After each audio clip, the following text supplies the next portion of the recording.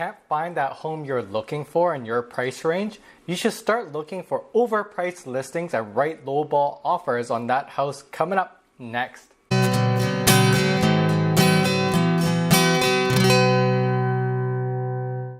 Hi, this is Alex Lam from Rural Pacific Realty here in Vancouver. If this is the first time you're here and you're interested in all things real estate in the Vancouver area, be sure to hit that subscribe button, that little bell.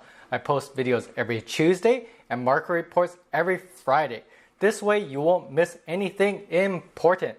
If you've been house hunting for a while, you may not be finding much available in your price range. I have a suggestion. Why not look for properties at a higher price range and write low price offers? In this video, I'll show you 5 things you should look for and how to find these properties. Number 1, look for overpriced properties. These are properties you know should be worth much less, but the seller has dreams of selling it way over market price. If you're searching for condos, look for increments of over 50 to 100,000. If you're looking for detached homes, look for homes that are priced from 100,000 to 200,000 over your price range. Number 2, look for stale properties that have been listed for over 90 days.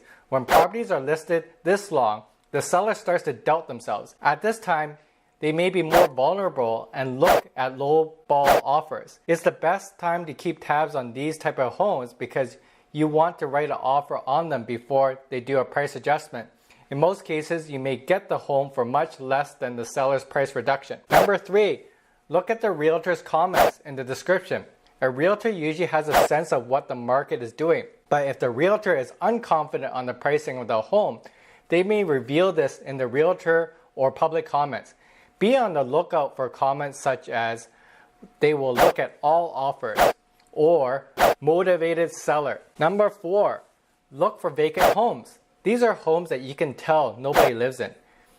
There is no furniture, no food in the cupboards, and maybe nobody maintaining that lawn outside.